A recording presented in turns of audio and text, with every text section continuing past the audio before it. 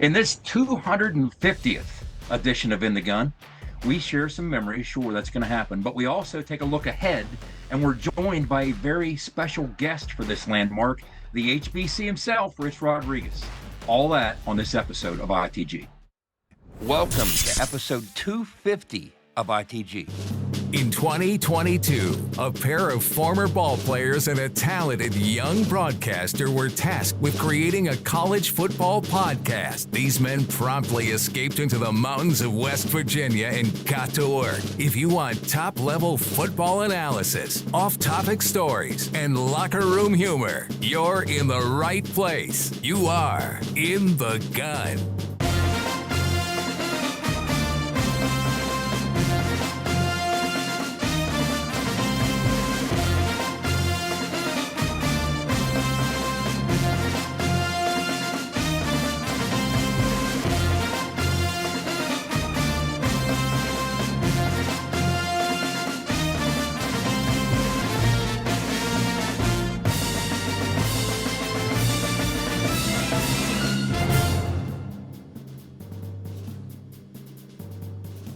Welcome to it, folks. Episode 250 of ITG. Who would have guessed we'd ever make it? I'm Jed Drenning, joined by the runaway beer truck in one box, Owen Schmitt, our producer / co-host, Schuyler Callihan. And yes, one box is conspicuously absent. Wes Uhler is on leave. He's earned it, taking the Rays on the Jersey Shore with his family. At least that's what we hope he's doing right now. This episode of ITG is brought to you by BetOnline. The game starts here. Well, guys, as we jump in, here we are, episode 200 and a half. Again, who'd have ever thought we'd have made it here? For this one, we're welcoming back an old friend of the show, the guy who used to not so gently provide inspiration for me and Owen on a weekly basis.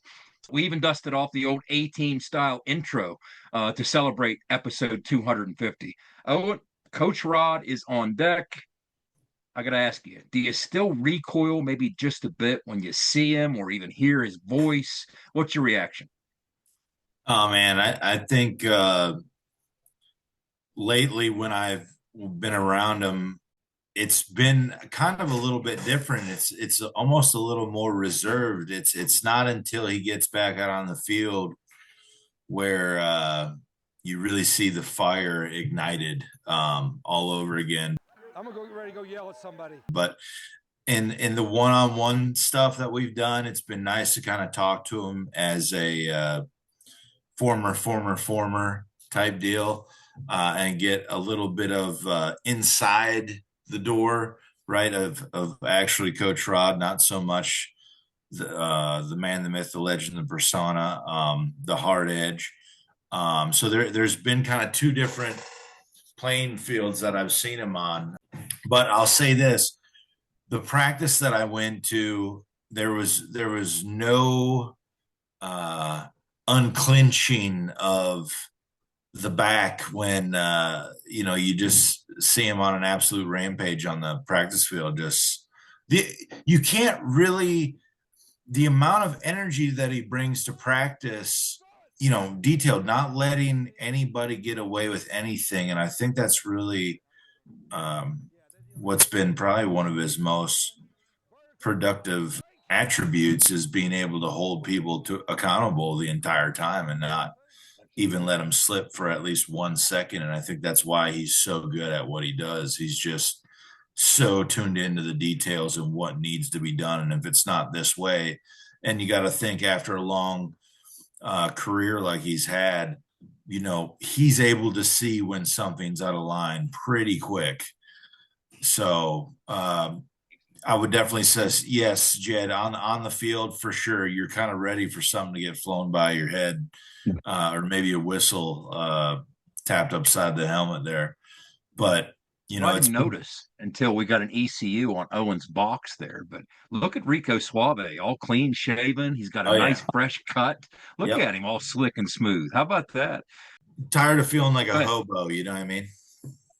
Nothing wrong with that. Yeah. Which I'm due for a shave and a buzz myself. Maybe I have to go meet your guy. But Schuyler, I gave you guys a homework assignment. Yeah. Once we figured out we were bringing Rich on, of course, he's hit the media circuit since spring ball ended. He's done a million of these interviews.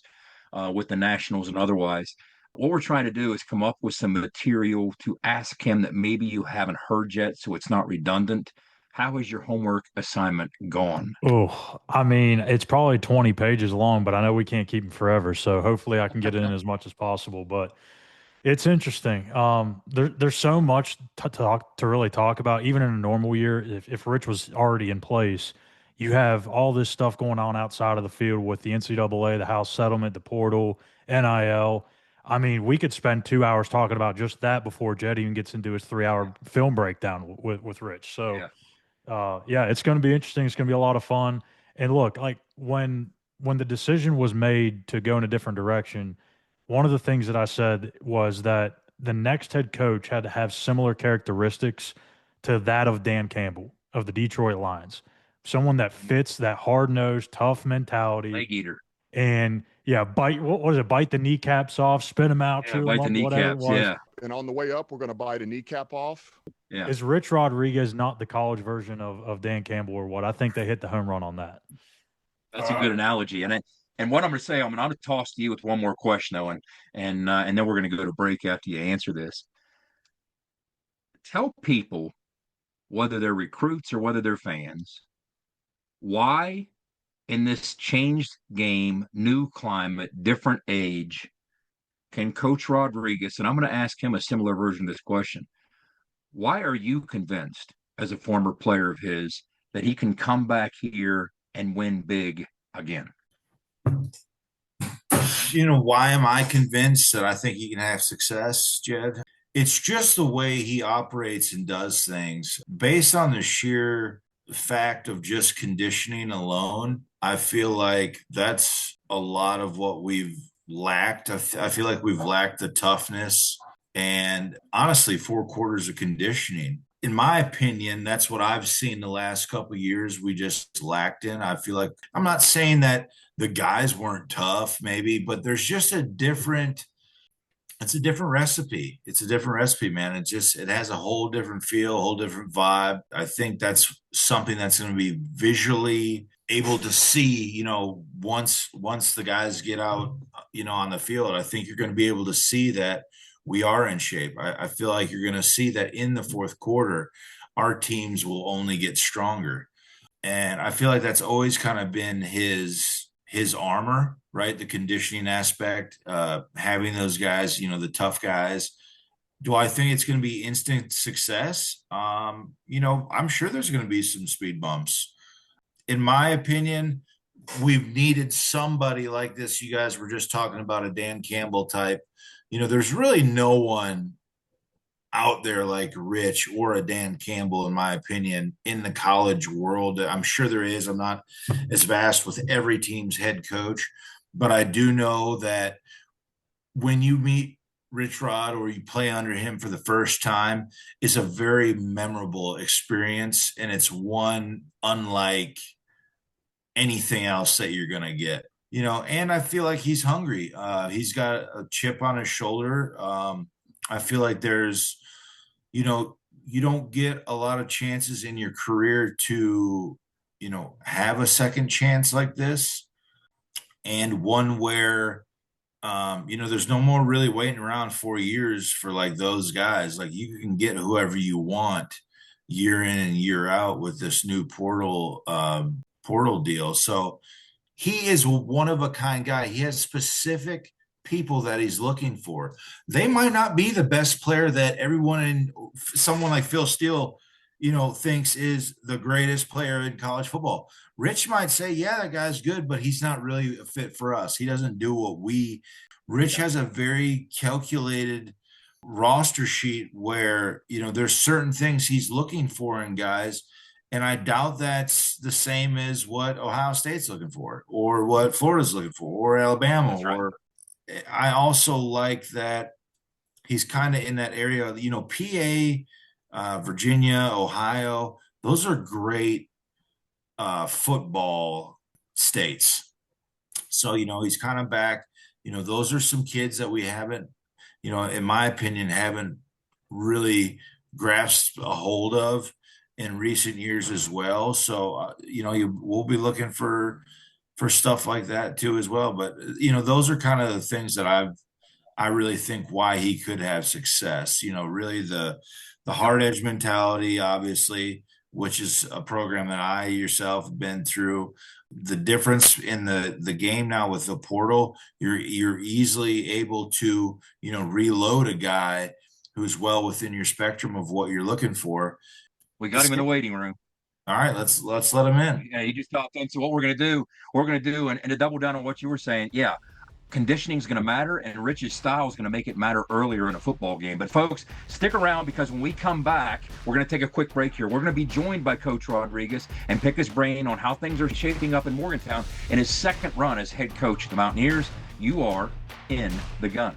Nobody supports the blue and gold Mountaineers like Toothman Ford. With over 20 NIL deals and counting, Toothman Ford continues to rally behind our student athletes. And it's time we rally and support the dealer that supports the Mountaineers. Not only does Toothman Ford offer the best prices in the state on pre-owned, their never over MSRP campaign on new Fords guaranteed to save you thousands. Drive with pride all season long, knowing you're supporting the dealer that fuels our Mountaineers. Toothman Ford, where cars cost less, in Grafton and at toothmanford.com.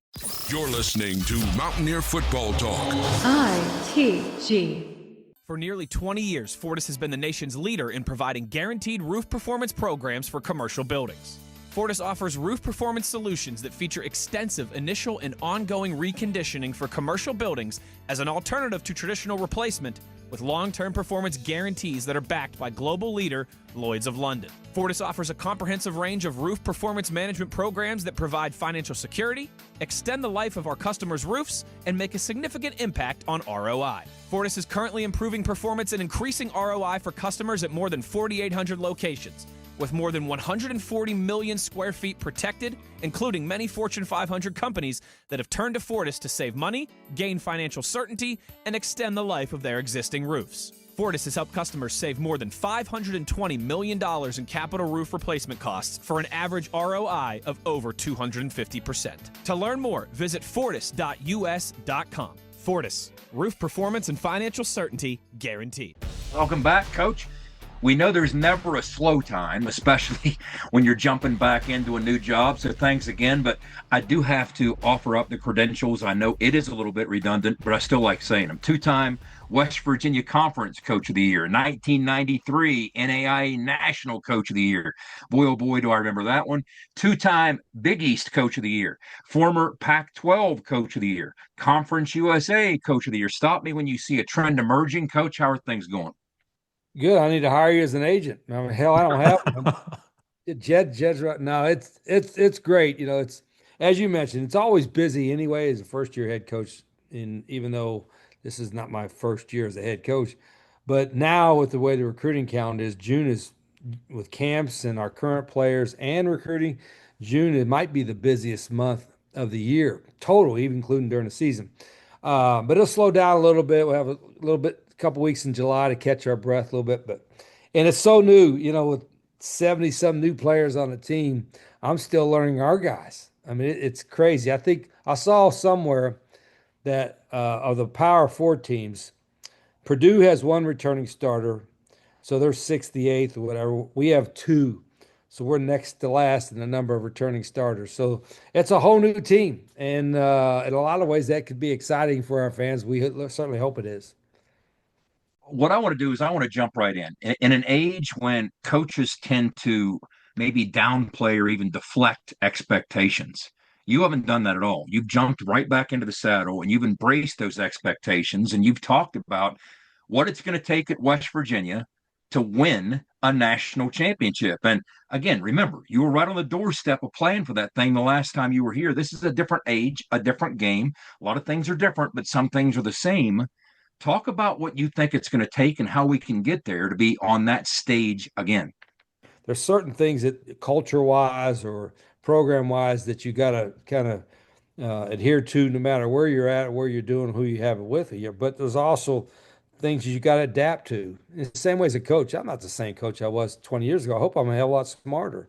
I don't have 27 years repeated, 1 year repeated 27 times. So we have to with what's going on now, and I think we've done that, but there's still so many more with a roster like we have right now with so many unknowns, there's still a little bit more angst or anxiety that you would have going into the season. But that's part of the challenge. That's where it's fun. I believe in what we're doing, and I believe in what we're doing it with. It's just there's things that we got to, our players, every day we have to make sure they learn our culture. It's the same this morning. Like every coach has their way of doing things. Our culture will not change whether it's the first year or the 10th year of the program, or whether guy's his first day in the program or he's been here 4 years. And that's not always an easy thing to for guys to adapt to. Here's what I mentioned. I actually was just got out of a meeting with the whole staff. And I said, you know what? The people I think that have the most success, no matter what walk of life they're in, whether coach, player, business, whatever it is, have a what I call a singleness of purpose. In other words, when they are doing their job, that's the most important thing into the world to them at that moment. I saw that where Scotty Scheffler said that, who's the world's greatest golfer. He said when he's golfing, there's nothing else in the world other than that next shot that's on his mind. And then when he goes home, being a dad to his little one that's the singular focus that he has. And I think that's the way we run practice. And you guys know that you've been part of it.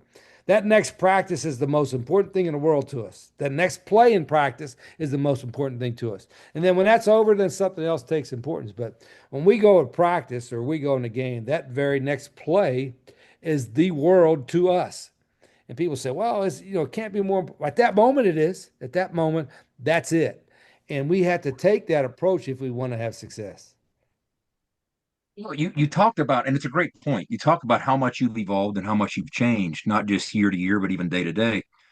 If you go back to Glenville in the early 90s or West Virginia 15 to 20 years ago, if you're to look at different things you might be doing differently now that you did at Jack State a year ago, you did in that staff meeting today, what might some of those things be that are top of mind to you that are different compared to 15 or 20 years ago, or even especially 30 years ago? How have you changed? Well, there's part of it is evolving with the rules. Like now we can't, now we're allowed to work with our guys in the summer. So we don't want to take all their time, but the time we got to take with them is going to be very valuable. And everybody's got to be on the same page on what we're doing to get better. Before you couldn't even ask a strength coach how they're doing in the summer. So you adapted your camp to doing that. So I think there's so many different ways where coaches now can get your players more prepared to play. We're like pro teams now. Next year's going to be even more so when we have practices in the spring and practices in June. So you got to have a plan, so to speak, to doing that. Same way with recruiting. Nowadays, people say it's harder to recruit. Well, it's more challenging from a financial aspect because you can buy a player if you got enough money. Hopefully that changes a little bit with the NIL new thing, but it's not going to change a whole lot. You're still going to buy a player, so to speak. But you also have the ability to evaluate a lot better than you used to. I mean, there's no reason why kids can't get recruited if they're good enough now, because you can make a highlight film in 5 minutes. Whereas before you couldn't do that. You had to wait and see them in person and evaluate them. And now you could see their film in 5 minutes, then you could bring them on campus, work them out in the camp, and make a decision whether they're good enough or not. So there's so much that has changed. And as coaches, we got to embrace the change, which I think if you want to win, you embrace it. But I like where we're at with that too. You go. Coach, I got a couple questions for you. Pat White and Noel Devine, right? Obviously generational players and incredible teammates that I had. What qualities do they have that convinces you that they'll also be great coaches? And what contributions have they made so far to kind of maybe, put them into that light? Yeah, and I told them, Owen, that, hey, listen, obviously, they did great things for West Virginia football. I had a great time here. So that played a role in wanting them to be back. But I didn't hire them for what they did in the 2000s. I'm hiring for what they can do for us now. And what they can do for us now is that these players, when they can relate to them as far as the workouts, the practices, the culture, those kind of things that they went through, those processes are still in place, in a large way now. And players can see how it worked for them, how they had success because they bought into it, because they helped. But also, I think their experiences over the last 15 to 20 years, whether it's in our program or after our program, they can relate. They're good coaches and they're good people. person. They can talk to anybody.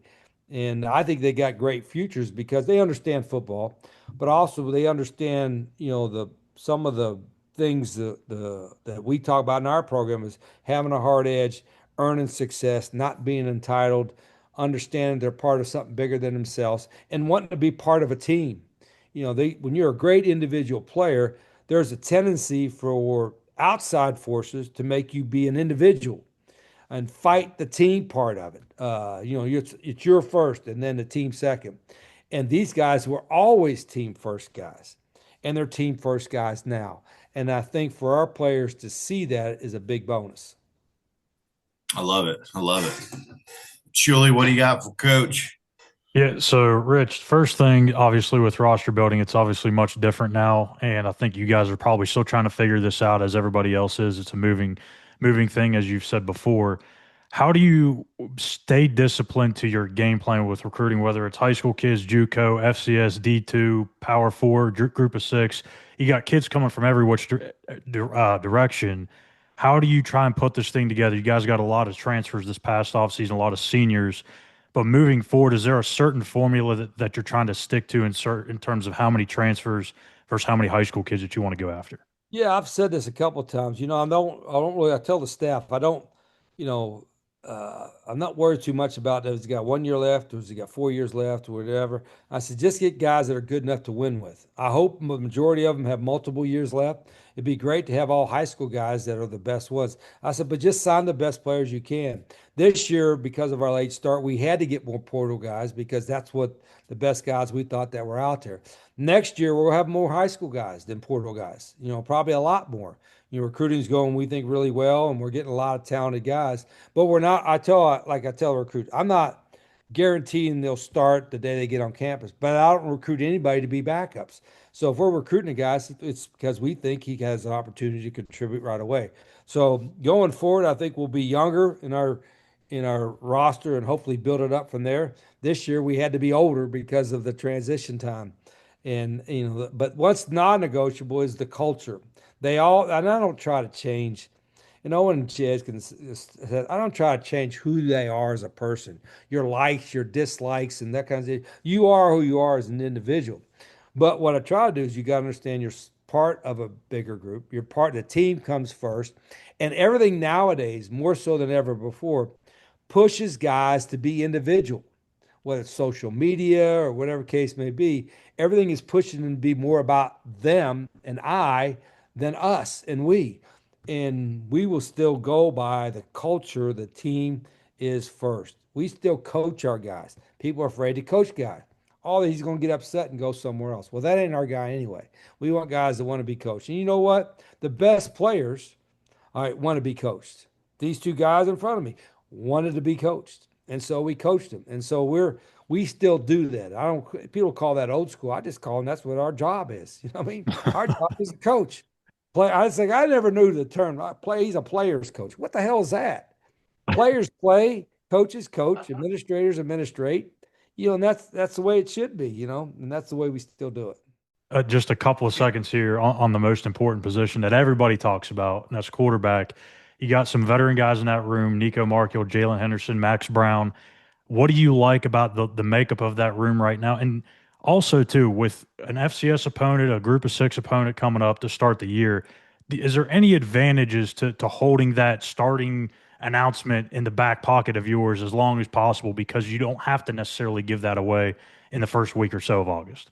No, there's no really gamesmanship going on with that, holding it back. I mean, first off, why would you let anybody know? But second off, I don't think there's a big deal one way or another, unless you got totally different types of quarterbacks that are coming in. For us, it's really an open competition. Nico's played some. Mm-hmm. And been successful. Jalen's played some at this level, been successful. Max played some at this level. And we also have a couple young guys on the roster too that I think are competing for it. It is truly a wide open competition. The thing I feel good about is I think the talent is there to have a quality. I always think you can't win if the quarterback ain't pretty good. And you probably can't win if you don't have at least two quarterbacks that are pretty good. I think we're going to have more than two. And if we have three guys that are good enough to win with, I'll play all three. I don't subscribe to the theory that if you play two, you must not have none. I hope I have five I might play all five. There You you know, go. you know what I mean? We play all five in practice. People make a big deal out of it. Now, that being said, there's not a case where I ever want a guy, quarterback to or whoever, to go in there and be afraid to make a mistake. Oh, I make one mistake, I come out. Yeah. That's not going to be the case. You know what I mean? But there could be quarterbacks that this guy quarterback runs this play really good. This quarterback, this is 2 plays, 3 plays. He runs really good, and I'm not adverse to playing them in that regard. So I like our depth there. I like our competition there. And probably the competition will be ongoing throughout the summer. If somebody separates himself during training camp, that's great. Move on. But at least I feel comfortable that we have guys in that room that are going to be good enough to win with, and it's going to be a good situation.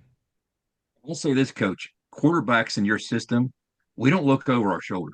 I remember a day against Castile and Shepherd. I threw 5 picks and you still didn't yank me. So I was still able to try and take care of my business and fix it. But talking about players, coach, look, I don't know what that means either, but Owen and I can assure everybody, whatever it is, it ain't you. Okay. Yeah, When they well, say that, you're a different kind of coach because you're going to take us places we can't go on our own. Now, I want to ask you a comparison question, and then I'm going to follow up with a hard edge question. The comparison question, you were on staff in 1989 at West Virginia. After Salem dropped football, we know the story. Major Harris was on that team in 1989. So you and maybe Kralav are the only two guys in the world that coached both Major Harris and Pat White. yeah, but when I was around there, I was just like a volunteer outside linebacker assistant, coach the scout team offense guy. You know what I mean? Invasive. You were there every day. I didn't have shit to do with Major Harris. You know what I mean? He was such a talented guy. They just kind of like, here's the plays, and Major would make it happen. He was really, really talented guy, and he was a hard worker at practice. So again, I'm on the other side working a scout team offense, so I never, I had nothing to do with it. And again, I was teaching driver's ed one morning at North Marion. The hardest job in the world is a driver's ed teacher in Marion County, just because of the roads. But On 250. and I'd rush over here and help run the scout team and all that. So I wasn't really, part of any part of that deal. But I do remember Mage really worked hard at practice. He really did. He wasn't, he's a very, very talented guy, but he was a difference maker athletically, of course, and they used him in a lot of neat ways. So when it comes to the hard edge, people have asked me, well, how do you think over the years Rich has changed? If you talk about evolution, what's that look like? And Owen and I have had this discussion. It's almost as if I try and tell people, look, if you want to go 30 plus years ago to the early 90s when you were turning things around at Glenville, you didn't use those words. It was just, you didn't say hard edge, but you didn't have to. It was the way we went about our business with everything your football team did. You couldn't help but downstream end up with that hard edge. I mean, you were going to have it. And what you've done in the last 30 plus years is realize how central that is to the success you've had. And now you seem to, it was incidental before, but now you've kind of weaponized it. And that's a central part. You talk about people playing hard, kids playing hard, that unto itself being a skill that nobody else discusses. And that's what resonates with so many people. When I hear him talk about the things that you say, that's what it keeps coming back to. He actually talks about playing hard as a skill, and you use the words hard edge. Yeah, that's and you sum it up pretty pretty neat right there. But the truth is, this is what I tell everybody, and I've said this before. I said, we want the difference between now and 25 years ago. Well, 25 years ago, you said, guy, run through that wall. He'll run through the wall and not ask. Now they'll still do it, but they want to know why. And if you don't give them the right answer, they'll Google and say, well, that ain't what it says here in Google. You know what I mean? So they're smarter. So that's why you almost got to explain, your methodology, the way you go about doing things, so they'll understand it why they do it. But you still got to make them do it. That's the difference. Like, we're going to explain it and still demand it, where other folks will say, this is what I want, and then they don't demand it. If you don't live it every day, if you don't require it, and I tell the coaches, like, my standard of guys playing hard and my coach's standard and my player standard might not always be the same, but it needs to be. And it needs to be, and I have to show it to them. Like, this is what look, this, I consider this a loaf. You may not, but I consider this a loaf. I consider this to be soft. You may not consider that, but that's what I see as soft. And once everybody in the program understand this is what the standard is of playing hard and not being soft, then that's the way it's going to be. And the only people that got to learn is the new people that come in every year. I love it. I love it. I would not have wanted to be for any other program but a hard edge program, coach. And I have one final question for you. And it's kind of based around your aura, I guess. But everything you do is very intentional as far as geared towards being competitive, winning. Recently, you just brought all the players back, right? My car broke down. I was unfortunate. I didn't get to hang out with you guys. How does bringing those guys back relate to winning? And did you get any insight from having those guys back, or anything that helps create that winning tradition? Well, when you bring a guy back, like you bring an Owen Schmitt back, or even Jed back even before that, or any guys that played, if our current players will see how much pride those guys have in, they got pride in the wins and all that, but in the pride in how they played. Because when you talk to you guys, or when you guys talk to the others, you usually don't mention specifics about a certain game, whatever. You mention about how hard you worked. Whether it was in the weight room, whether it's during the game, how hard, how much passion you had, and how the team was more important. And that is not like that. You go a lot of places and the former players are like, yeah, I remember when I had 3 touchdowns in this game, or you remember in this game over here, I made this great one-handed catch. No, guys talk about, how we got our ass busted getting conditioning, or how we ran the hill, how, this team, they thought they had us in the fourth quarter. We just blew them out. I mean, that it was all geared toward the way you played as opposed to the outcome. And everybody's outcome oriented, and so are we. We're judged on outcome oriented, like how many games we win. But and I don't want to use the word process a lot, but I use the methods. The way we do our things. You have to live it. You don't just talk about it, you have had lived it. And those that have lived it, it's not like you went through like the SEALs or anything, but in a lot of ways, it's kind of like if you made it through here, you didn't tap the bell. You didn't go ring the bell when the first sign of adversity goes. And I just had a staff meeting today. I said the same thing. If you coaches, young coaches, don't think that you're going to have some kind of adversity throughout your career and question everything being questioned about what you're doing, you're wrong. And I've had it. I've had adversity. Everybody's had adversity and all that. But I would be, if I just sat back there and said, "Oh, this they didn't treat us right, didn't treat me right, and here and there, and all this kind of stuff," and just went off, then I would have been a hypocrite telling my players they have a hard edge. So I think our guys, if they don't understand it, they will. That's the hardest process, is getting them to be ingrained in your mind. It's funny, like we do conditioning. And you guys know how I am about bending. You don't bend over. It shows a sign of weakness. And you don't need, and it doesn't help you. It hurts you from getting more oxygen, you know what I mean? So that'd be the first time workout we had running a couple weeks ago. There was a couple new guys bending over, and like had to get that corrected. Today I didn't see anybody bending over.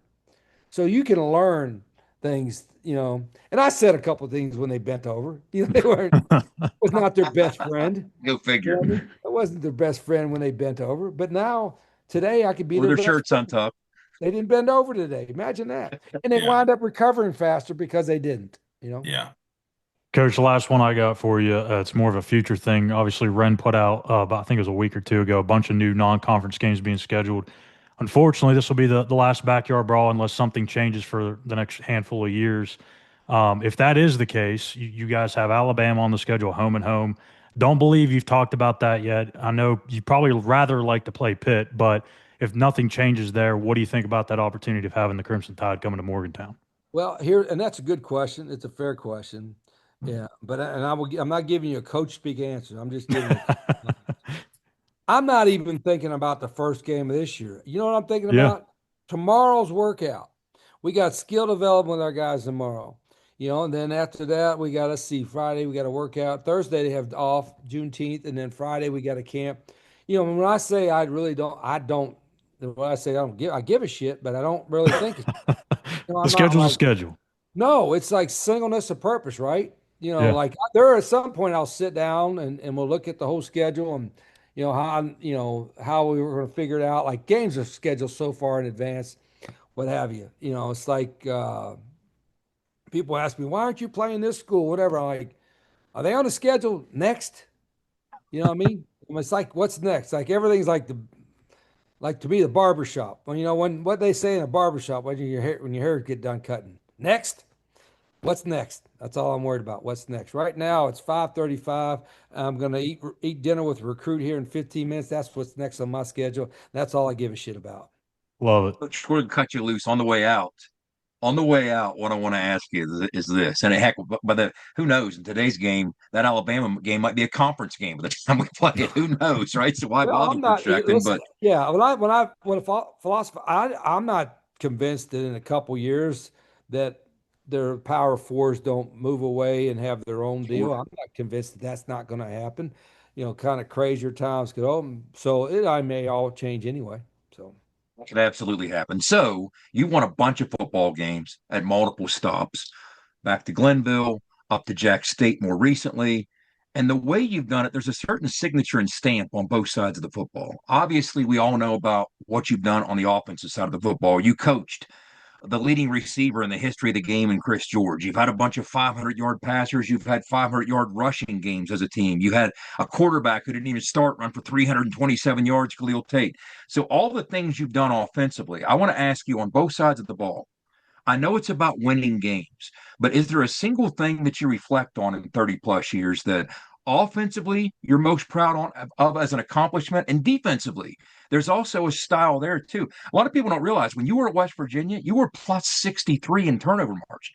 You had a top 10 defense in 2007. So is there something, an accomplishment as a team or even as an individual that you coached on the offensive side, on the defensive side, that you look at and you're like, wow, I'm really proud of the fact that happened? Well, Jed, I think it's not coach becoming to say this. It's got really good players that played really hard. People say sometimes give this, that guy was a 5-star, 4-star. To me, they were all 5 stars. These guys that won all these games, just because somebody else gave them a different ranking, maybe we saw something that somebody else didn't see, and he was really a 5-star. All right. Maybe that star was that ability for him to play really hard or to learn or to get better or to grow, or he's a great team guy. You know what I mean? So I think it said we had better players when we beat people. That maybe they weren't ranked by some service as being a better player, but they were better players because they bought into the team concept. They worked really hard. They got better every year. Like every quarterback I've had, every quarterback I think that I've had for over 2 years has been player of the year in the conference, including you.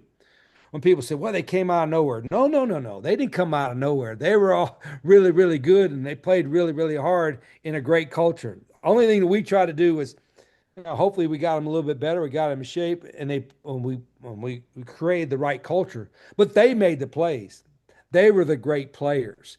And that's what I think it's understanding. Like, we did this with a bunch of great players. Owen Schmitt was a great player. I don't care. Don't tell me, well, he was a walk-on that overachieved. No, he achieved. That talent was there. Owen Schmitt was a talented guy that worked really hard and had a hard edge. He was a great player. What I do, and it's you guys, nothing else, what I like to do is get great players and get the most out of them. That's my job is get great players and get the most out of them. And that ability for those players to play harder than they've ever thought they had within them. It's within them. I try to help in some way, but it's within. It was within you, Jed. It was within Owen. It was within Pat. It was within all those guys. And we just hope that our culture helped get that out of them. Taking us places we could not go on our own. That's a great way to wrap this up. Coach, again, we appreciate your time. What we're going to do is we're going to take a quick break, and when we come back, it's going to be reflection time. Coach will be off recruiting. We're going to be sitting here sharing memories. We might even have Owen bust another face mask as we look back on 250 episodes of ITG. You are in the gun. At Coyote, we're going to treat you like dirt because we hold dirt in the highest regard. We're honored to find it under our fingernails. It keeps us humble, honest. If you know us, you know getting treated like dirt means getting treated with respect. Coyote, we dig dirt. Now at Johnston Equipment, get 0% financing or a free loader with low-rate financing on select Coyote models in stock. Come check out our new Coyotes at Johnston Equipment. Guys, that was terrific. Obviously, we got so caught up in it. We're going to talk about some of the things Rich said. And as I touched on in tease, we're also going to share some memories. We got some of Wes's favorite memories. He can't be here, but we had to bring him into the fold. We got so caught up in talking to Rich, we didn't even take care of the housekeeping. What I got to do is get our live reads in, which is going to, of course, start with a shout out to J.R. Toothman and our friends at Toothman Ford. We all know that cars cost less in Grafton, and our buddy Rick Lewis and the good folks at Fortis. For roof performance and financial certainty guaranteed, visit fortis.us.com. And of course, roll call wouldn't be complete without Tim Johnston and his crew at Johnston Equipment. Be sure to visit them on Route 33 between Weston and Buchanan, or online at Johnston, that's Johnston with a T, JohnstonEQ.com.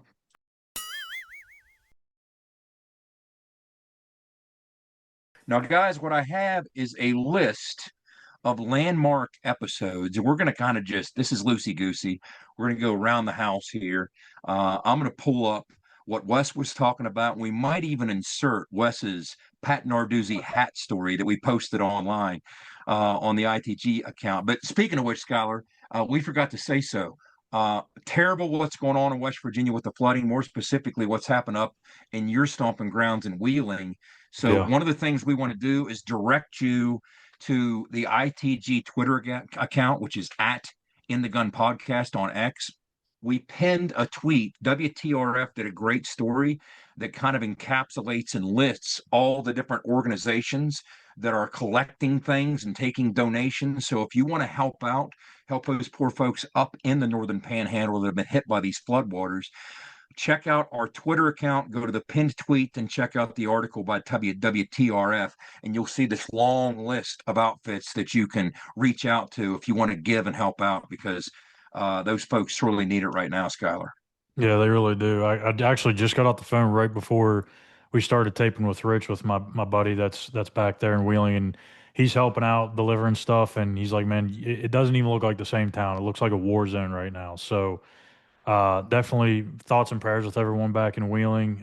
It's devastating. Obviously hate to hear about the news of those who've lost their lives. It's really heartbreaking and sad, and especially for everyone, but especially the little ones that didn't have a chance to grow up. And, it's hard. So please do whatever you can to help out, as a lot of people are now displaced from their homes.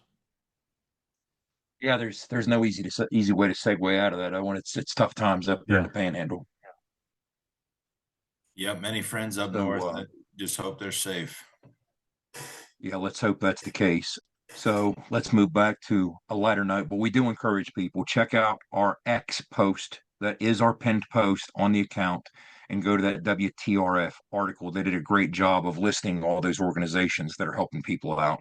So if you want to give, or if you want to help, that's the way that we came up with to use the platform to put you in position to maybe connect with the right people to do so. But moving on to, let's talk about these 250 episodes. Boy, it seems like yesterday, Owen, that you and I kind of hooked up in the hospital parking lot by the stadium there. It was in July of 2022. You were pulling a big rig, as you're always pulling something. We gave it a tease. We put it on Twitter. It had a great response. And the next thing you know, I'm on the phone with Wes, and here we go, off to the races. But again, we're gonna share some of these memories and hit some of these landmark episodes before we get out of here. But I wanted to read what Wes submitted. Wes, on vacation from the beach up in Jersey.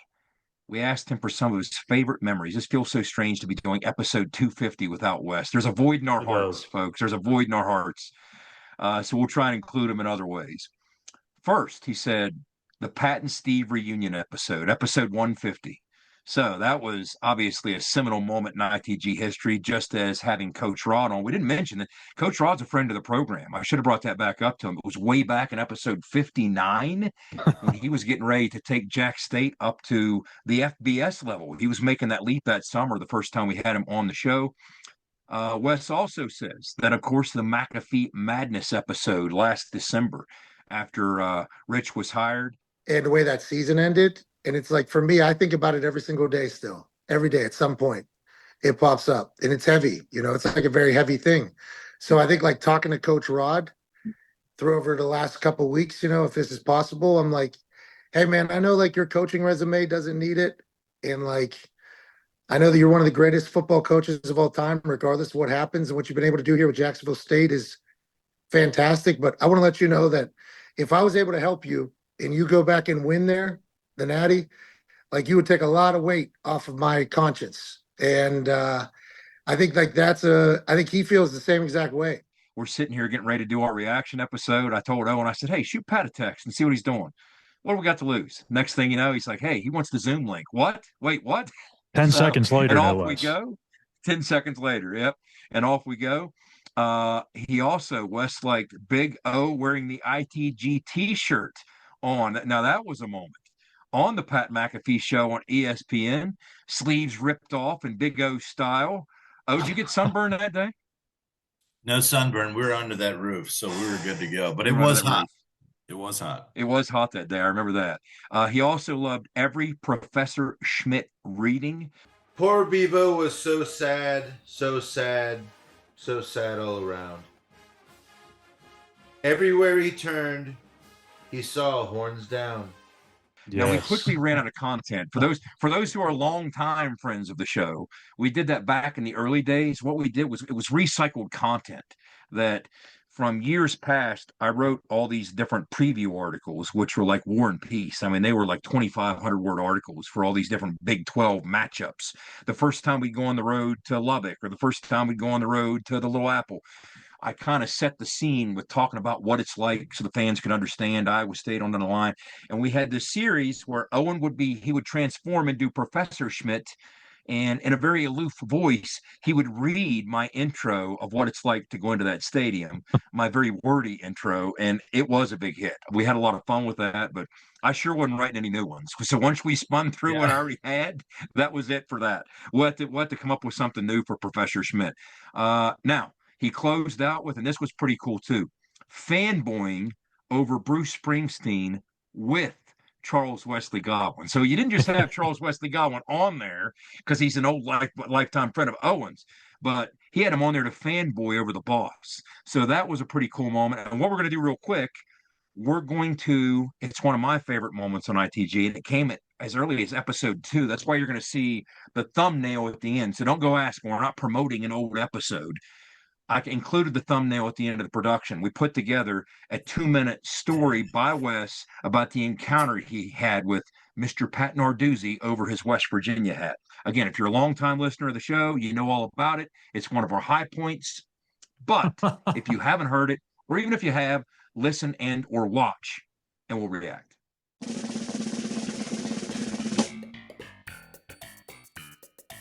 I'm not the biggest Pat Narduzzi fan. If you follow me on Twitter, that's well documented.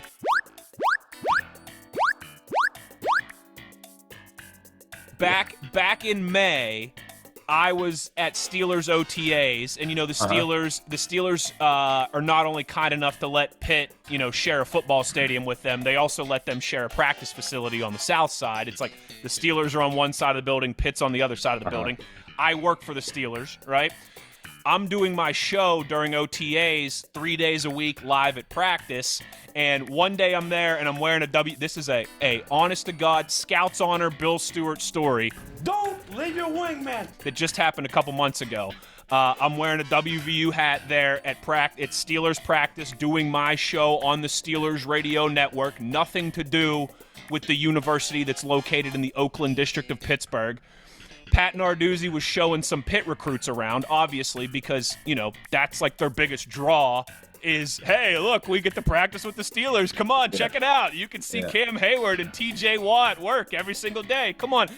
Pitt really greases that up, right? That, look, we get to practice right next to the Steelers. You get to see the NFL every single week.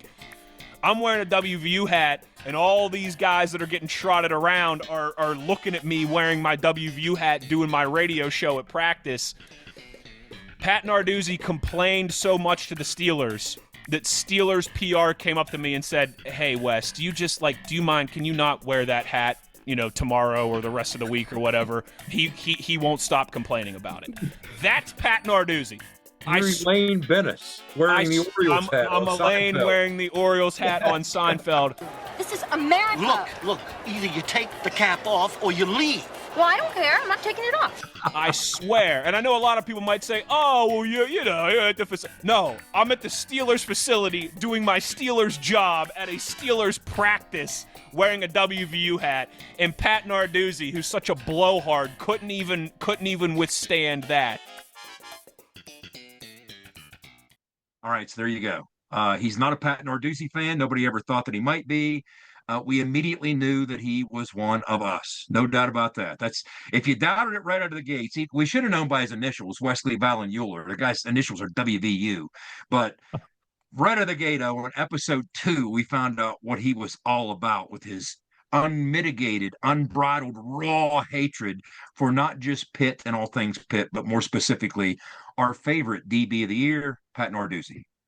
Yeah, Wes has been the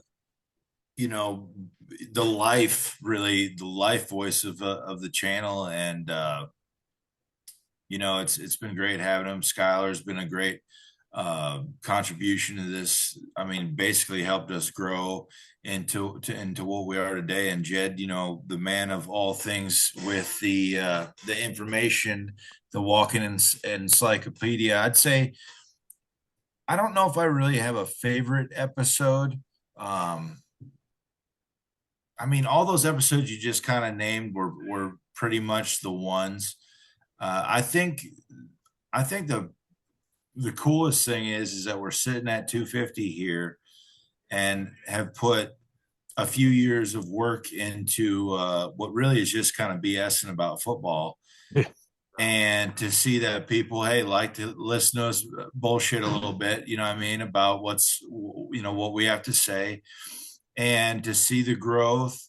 And the thing for me is when people stop me and say, "Dude, ITG, man, I just listened to your guys' episode, man." And that's what really gets me fired up about, what everybody's, put their time into to making this show of what it's been. And I only see it growing more and more and more, especially with, Coach Rod coming back and just having that little bit of insight. Hard edge. How many face masks did you break? That we can really, now if anything is going on right now, we know exactly what that house is going through. We know the cleanup process. We know we've been there, done that, and really looking forward to just, how this story plays out, and be able to be a part of, just kind of talking about it and being about it. Sure. What we've tried to do, we've tried to give people a sense of what it's like behind the curtain from an X's and O's standpoint, from a locker room standpoint, what it's like to have teammates that you like hanging out with, you like jabbing each other, you like having fun and kind of cutting on each other. Oh, and that's we try and bring the locker room humor of it too here. We try and bring the X's and O's of it here too. We're like asking ourselves, what service can we provide that maybe isn't provided elsewhere? And that's what we like to think we do. But Schuyler, I'm going to give you a bit of a timeline as we start to walk through some of these landmarks. All right. Okay. I want your reaction as we cycle through. ITG episode 1 debuted on August 10th of 2022. I had a potato as a camera, Owen, if you remember. Back in the day, shout out to Taylor Kennedy. Taylor Kennedy was our producer back in the day when it first started. So Taylor, if you're listening, thanks for that start. But man, that was fuzzy. That was awful. I had to do something about it. So I tried to rectify my camera issues. You had audio issues early on. We dealt with a lot of stuff, right? Heck, we're still dealing with a lot of stuff. You're figuring it all out. ITG episode 2, a week later, came Wes's hat story. So again, you didn't have to wait long to see what we were all about. ITG episode 3, guess who made their debut as our first ever guest? Handsome, tubby man of gold. One Big Daddy, Sean Mariner. Episode 3. Big Daddy's been with us since episode 3. Now, fast forward to episode 59. We talked about Rich being on the show before. Way back in episode 59, Rich joined us for Hold the Rope in July of 2023. That was July 6th of 2023. Guess what happened the next week? Episode 60, July 13th of 2023. What changed? Was that when I came aboard? It sure was. That was the debut of one producer, Schuyler Callihan, episode 60.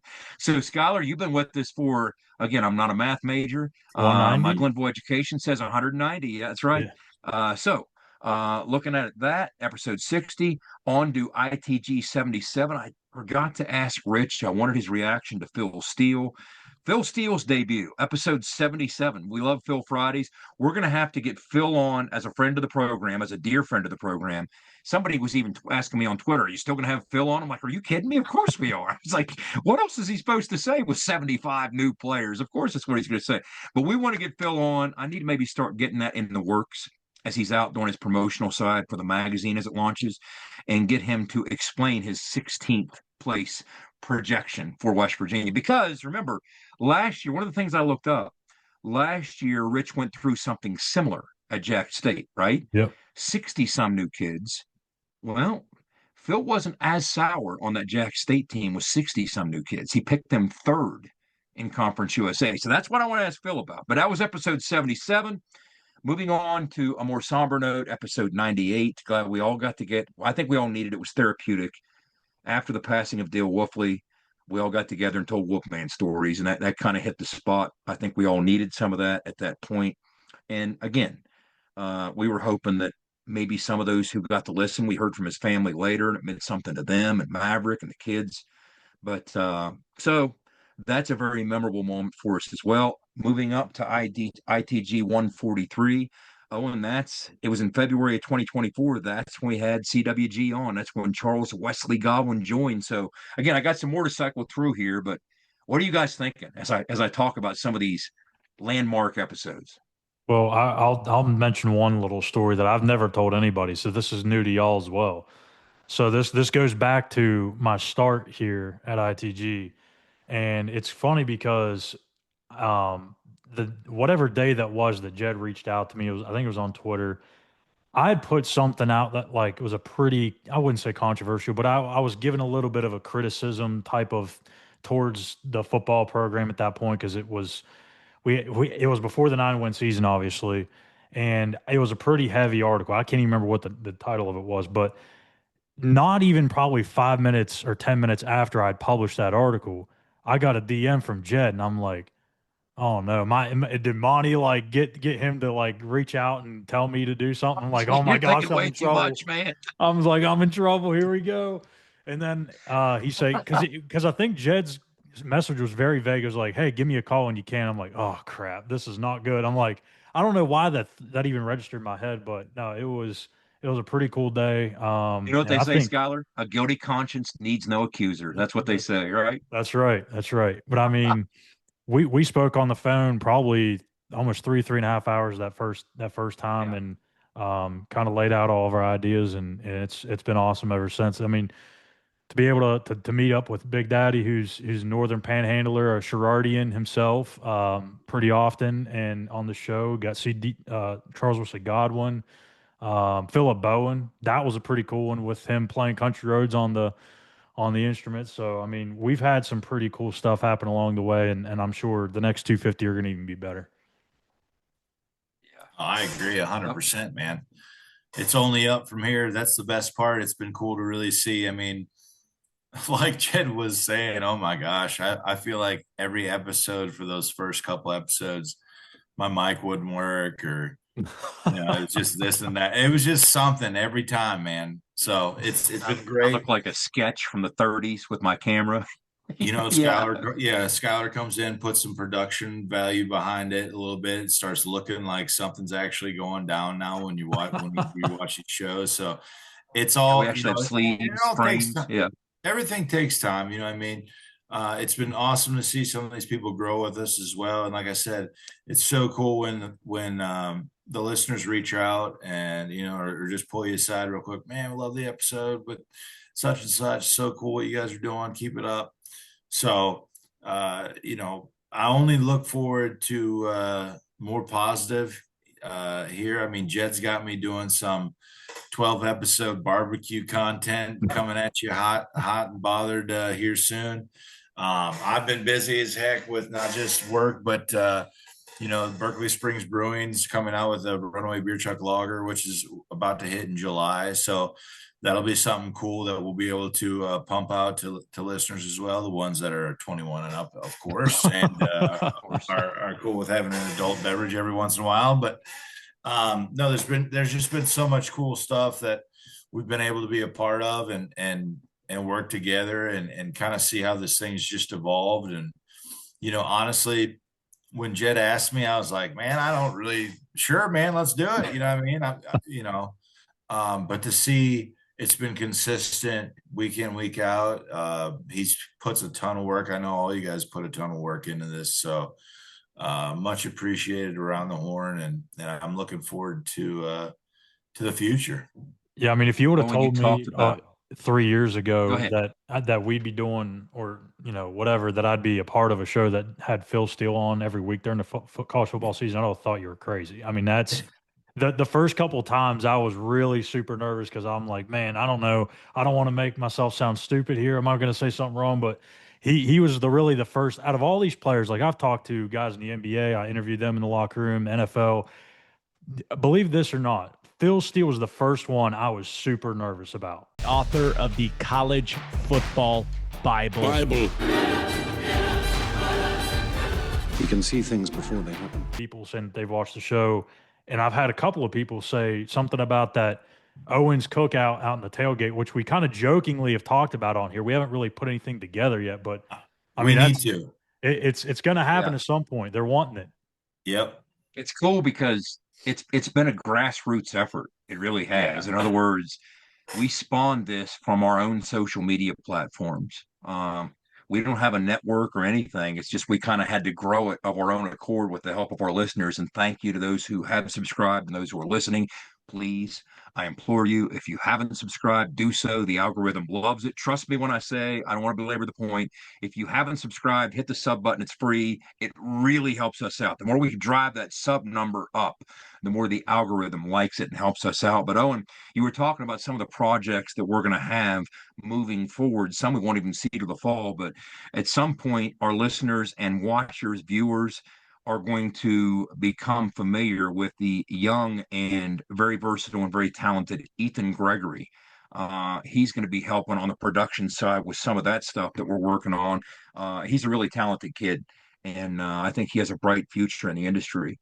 And so he's kind of hungry for this type of thing, and it really suits a purpose for us, and it helps him out. So we're excited about that. But I remember before the first episode was taped, like even when we dropped the first episode, there was a snafu with that. I don't know if you remember this or not, Owen, but we had the audio on one side, the video on the other. The video didn't appropriately load to YouTube, so the audio was getting all the downloads and the video was getting none. So we had to have two. If you go back and look at the YouTube page, there's two versions of episode one. One's audio only and one's video and audio. And see, that was right out of the gates. We had that, right? It's like fumble in the opening snap.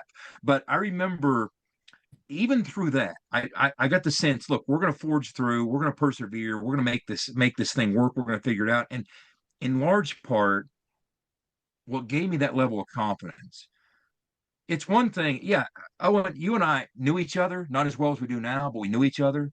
I knew what you stood for. I knew what you were all about. I knew the value that you brought. Again, we had a history because you've been part of a lot of different productions that I was in as an interview, and you always brought it. So I knew there'd be value there, right? But and Wes, same thing. A more polished, professional look. Everybody brought something, but that doesn't mean it would fit together and synergize. I remember we had a dry run. It was like the Friday night before the first episode. Do you remember that, Owen? And we were just going to discuss it. It was kind of an informal, I don't even want to call it a rehearsal. Are you kidding me? Us rehearse? But we were on there for a couple hours. And I just remember thinking, there's some good stuff here. We just got to figure out a way to refine it. And once we do, and we harness what we have, we could be onto something. And I think it's an ongoing process. We're never going to completely arrive, obviously. We still have a ton of work to do, but here we are at 250. And let's cycle down through coming down the stretch. We talked about episode 143 with Charles. Just a couple episodes later, guess what that was? 145 was Zach Frazier and Ray Frazier. Zach, I think this is still the only time that Zach has publicly discussed the injury he suffered at Baylor. I haven't heard him talk about that in another interview. Yeah, I was just like screaming and like bear crawling off the field, and then like the ref was yelling at me to get down. So then I kind of like hurried up a little bit and got up to my feet. And I don't know, I just got off the field, and then once I got off the field, the trainers came up to me, and our team doctor came up to me, and I kind of like threw my helmet off and just like laid on the ground, and he started work on me, and he was like, "Where does it hurt?" I was like, "Everywhere." We were on a roll, guys. I mean, this is kind of when we were finding our stride. 145 was Charles, 150 was the three of you, 151, here comes Philip Bowen, fresh off America's Got Talent. I mean, Philip Bowen, one of the most talented musicians in West Virginia, right there with Charles. Philip has a lot of great stuff going on. If you don't follow him and Charles on Twitter, please do so. They both have some terrific stuff going on. Then 154, we fought the dog days of the off season. Who wants to be a Mountaineer? Our trivia game. We have a lot of fun with that. We might squeeze another episode in this season before putting it on the shelf till next season, but a lot of fun with that. Fast forward all the way up to ITG 220, and that was the Pat McAfee episode that really, without question, that was the jet fuel. I mean, that was the jet fuel that from a sub standpoint, from a download standpoint, a lot of people, we became more visible almost immediately to a lot of people. We got a lot of those subscriptions that we needed. And we tried to continue through this offseason. Most recently, we had Coach Bowden on here, Terry Bowden. Of course, I played for Terry, have a history with Terry. But we got Terry on here and talked about what it was like to give Zach Alley his first job as a defensive coordinator, a defensive play caller at Louisiana Monroe. And oh, by the way, on that same staff was Coach Rod. So Terry actually was the head coach on a staff that had Rich and Zach as his coordinator. So that was a really cool perspective. And he brought a lot of great value to that. So we're going to continue to try and do those types of things. And that's where we find ourselves with 250 episodes in the book. But I mean, now we're to the point, we put the episodes on Schuyler's website. And after a handful of days, if you follow us on Twitter, one of the perks of doing so, that the episode debuts, we actually post it on Twitter in its entirety. So people who follow us on Twitter also can watch it on that platform. So it's just one more way that people can see us, see our advertisers. Of course, we always ask you to do business with those who do business with us. Those folks really rolled the dice, starting with J.R. Toothman, going to Rick Lewis, and then Tim Johnston. They bet on us. And that's why we always go out of our way and try and take care of them, because they didn't have to do that. And trust me when I say, when they started cutting us checks, this thing wasn't at that juncture what it is now and what we want to continue developing into. So we can't say enough great things about those guys because that's made all the difference in the world. But happy with where it's going. We're always trying to come up with new ideas to see where it might be. But I agree with you, Owen. I think this is a whole new frontier, what this season might be like, growing pains or otherwise, with Coach Rod back in town, the history that both of us can draw from, and the connections that we have with that staff and with Rich's history. And I think it's an exciting time. So get on the ITG wagon now, get on the ITG train now. Again, please subscribe if you haven't. That's the biggest thing you could do to help this venture out. But guys, this has been fun. And I was very happy to get Rich on here to celebrate 250 with us. Yeah, absolutely. It's been great. A big thank you to Jed too. Let's give a big round of applause for the signal caller. McAfee applause. Yeah, because he's the one that engineered this whole thing, got us goons all together. I guess we're the new version of the Island of Misfit Toys, but we made it all work, and it's a lot of fun. I don't know why you people keep coming back and listening to us, or at least me and Wes. I mean, we don't really know what we're talking about. We just give our thoughts, but thank you guys for coming in every single week or 2 or 3 times during football season. It's a lot of fun. I really look forward to it. And look, anytime you get to chop it up with the legendary Owen Schmitt and the signal caller and Wes, I mean, it's a blast. So I couldn't thank you guys enough for including me in all this. And hopefully we can keep this going for many, many years. Well said. Speaking of Rich,